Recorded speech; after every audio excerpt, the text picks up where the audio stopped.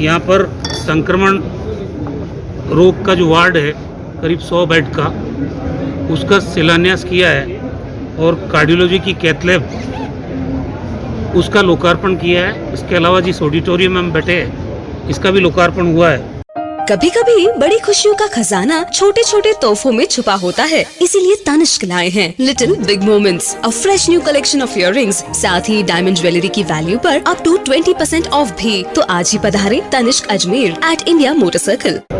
सबसे पहले तो जिन लोगों को अपने उत्कृष्ट कामों के लिए कल राजधानी जयपुर में प्रदेश स्तर पर सम्मानित होना था, सरकार ने निश्चय किया कि उनके विभाग के ही लोगों के द्वारा उनका सम्मान किया जाएगा।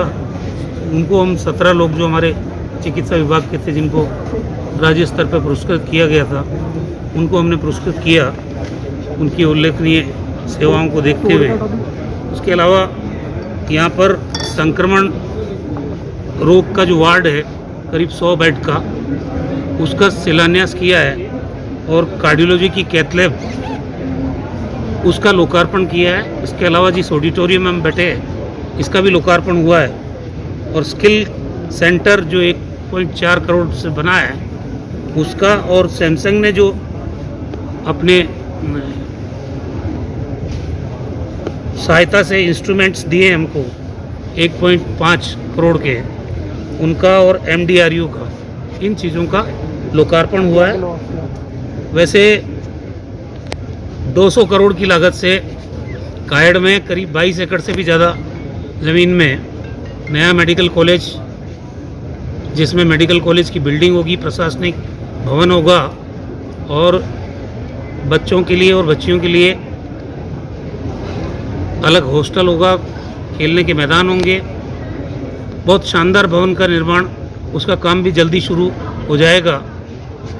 करीब 56 साल पहले ये भवन बना था जवाहरलाल नेहरू अस्पताल मेडिकल कॉलेज का, काफ़ी जीर्ण शीर्ण अवस्था में है, लेकिन हम फेज मैनर में, जैसे 45 करोड़ रुपए की लागत से सर्जिकल ब्लॉक बन रहा है और उसमें 5 करोड़ और ट्रॉमा सेंटर के शामिल करके करीब 50 करोड़ की लागत से वो ट्रॉमा सेंटर्स बन गया।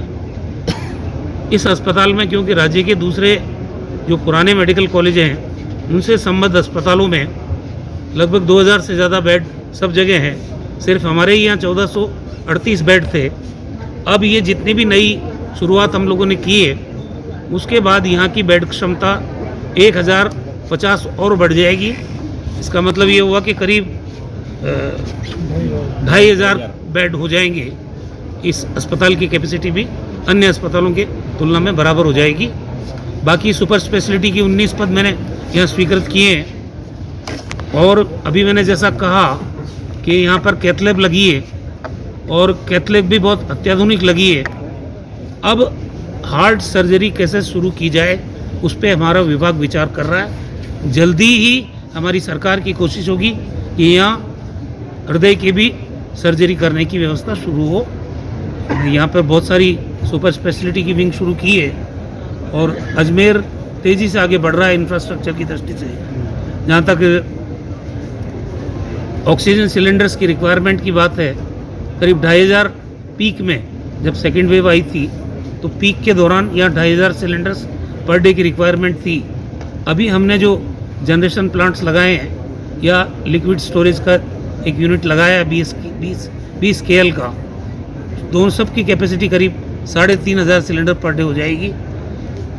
मैं समझता हूँ मुख्यमंत्री जी श्री अशोक गहलोत जी के नेतृत्व में जिस ढंग से राजस्थान में हेल्थ इंफ्रास्ट्रक्चर मजबूत हो रहा है, क्योंकि यहाँ RT-PCR टेस्ट करने की क्षमता भी करीब 5000 टेस्ट की हो गई है और हमारे जिला प्रशासन ने शानदार काम किया कोविड प्रबंधन में। और वैक्सीनेशन में भी अजमेर ज़िले ने पूरे राजस्थान में सबसे पहला स्थान अर्जित किया है। स्टेट का एवरेज करीब 55% लोगों को हम वैक्सीनेट कर पाए पहली डोज के रूप में और सेकेंड डोज करीब 16%, और यहाँ अजमेर ज़िले में 65% लोगों को फर्स्ट डोज लग चुकी है और 21% लोगों को सेकंड डोज लग चुकी है।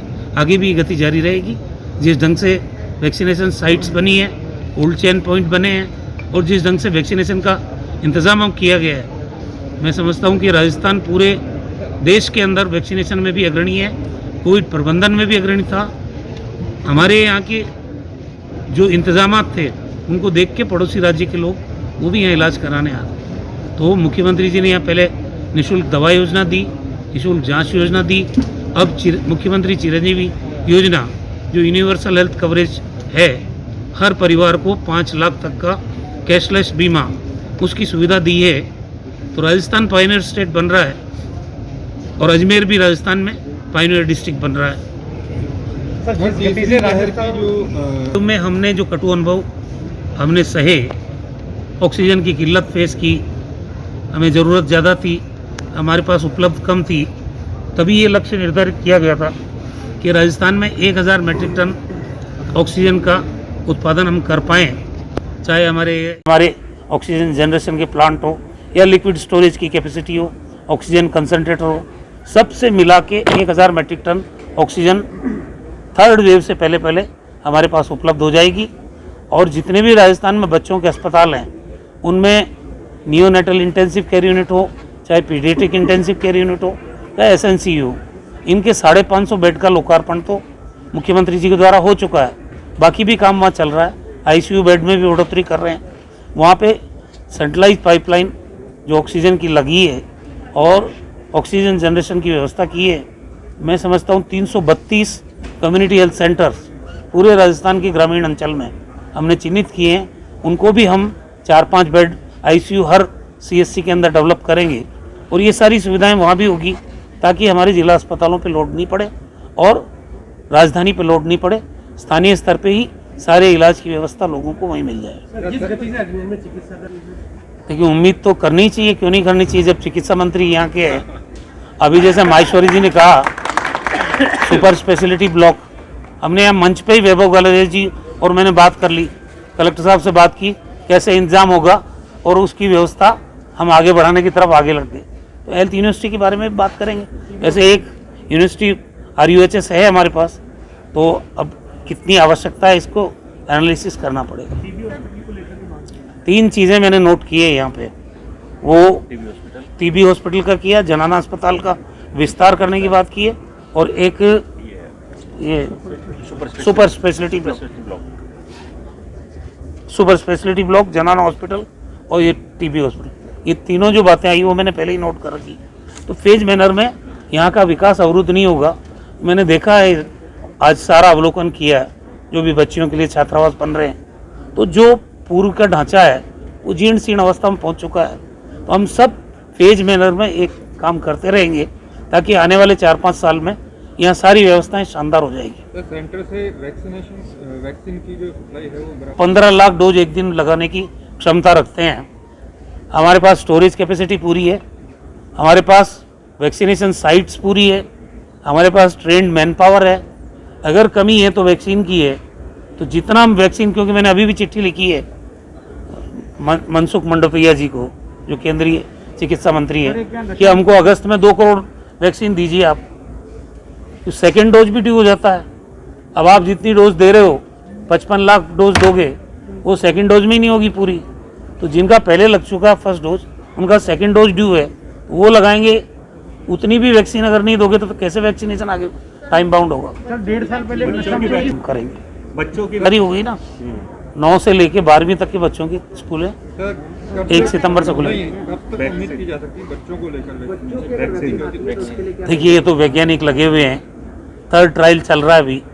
तो जब तक ट्रायल पूरा नहीं हो तो वैक्सीन के बारे में तो एकदम मैं तो नहीं कह सकता, ये तो वैज्ञानिक ही बता सकता है। केस आ रहे हैं 10, 11, 12, 14, 15, 0 डेथ आ रही है। तो अब कितने समय तक इसको बंद रखेंगे? बंद क्लोज करना तो हमारे हाथ में है। जब भी अगर मान लो स्थिति बिगड़ेगी, बंद तो हम कर देंगे, लेकिन उसके लिए SOP में डिटेल गाइडलाइंस जारी की कि किस तरीके से खोलोगे, कैसे स्टाफ को वैक्सीनेट किया जाएगा, जिन बच्चे जिन व्हीकल्स में जाते हैं उनकी सीटिंग कैपेसिटी से बियॉन्ड नहीं जाओगे आप। सारी चीज़ें हैं उस प्रोटोकॉल के अंदर।